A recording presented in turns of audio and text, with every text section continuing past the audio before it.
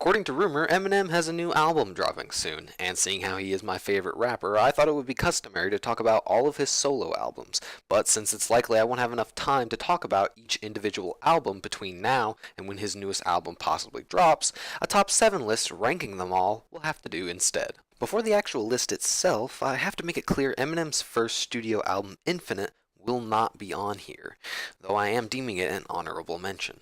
I'm not counting it because it was made before he met Dr. Dre, so he was still very underground, and the album is so rare most Eminem fans haven't even listened to it.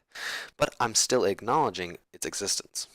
Kicking off at number 7, we have the Encore Nobody Wanted. Eminem's fourth studio album was made to build off the success of the previous album, The Eminem Show, but with a specific intention to showcase just how hectic his life has become since he achieved stardom. Unfortunately, Slim Shady delivers this to us in the weakest ways possible. Droning vocals, mismatched tempos, flat punchlines, and elementary level insults define Encore in a nutshell. It's no secret that at the time of this album, Eminem was at the peak of his drug addiction, and it very obviously bled into this work. Even though it's sad that the issues of his personal life affected his professional career, there's still nothing that can excuse how awful Encore is. Coming in at number 6, we have the follow-up to Encore, Relapse. After going into a hiatus for 5 years after the critical panning of Encore to recuperate from not only his addictions, but also to reinvigorate his lyrical skills, Eminem popped back up with his comeback album.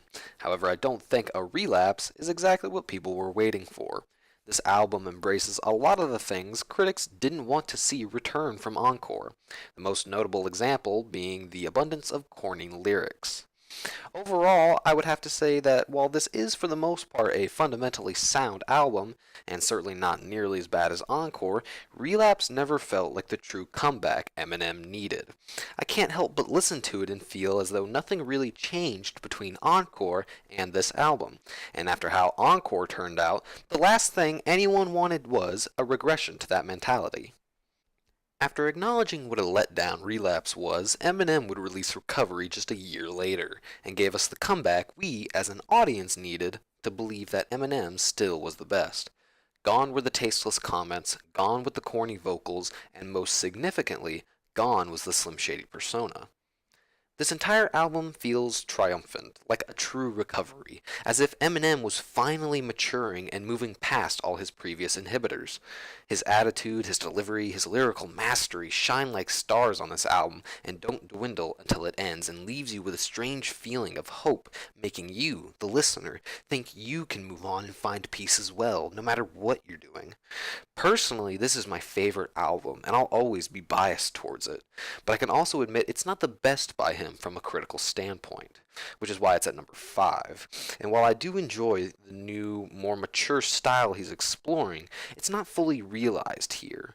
But it was definitely a step in the right direction moving forward from this point on. The Eminem Show, while not as groundbreaking as the first 2 albums released by Eminem, it was still a good closer to the original Slim Shady trilogy. The album centered mostly around the drama swarming the artist at that time. Now what you'll find here is quintessential Eminem, dynamic flows, raw energy, and the ability to not only bounce between a wide array of emotions, but also infect the audience with those same emotions.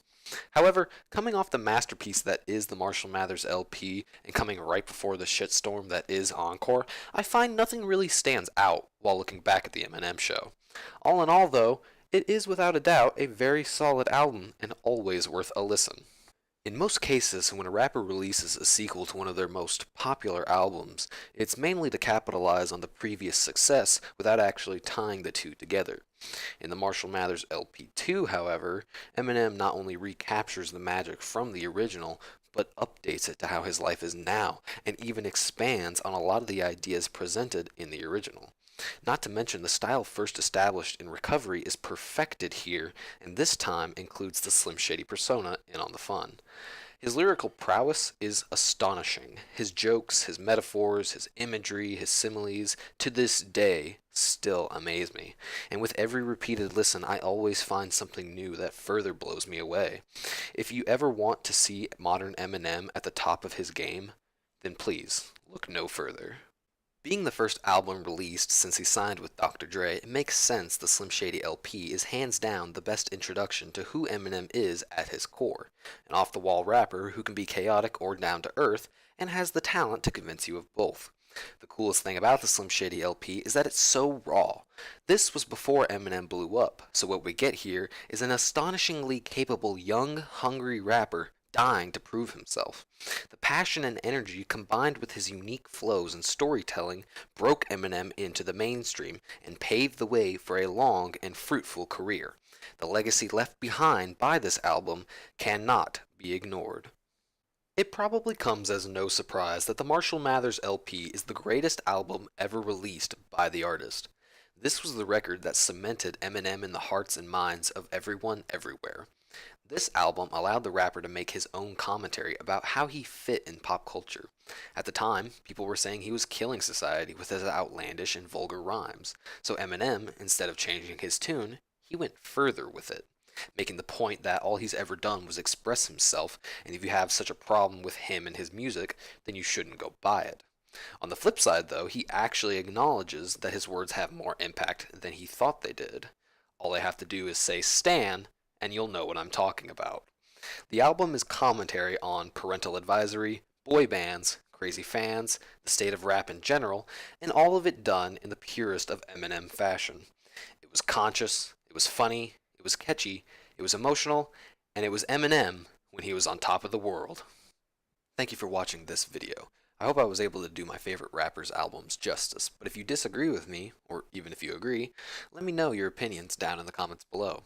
And if there's anything I should do to improve the content of my videos, feel free to post suggestions as well. And with that said, I hope everyone has a good night.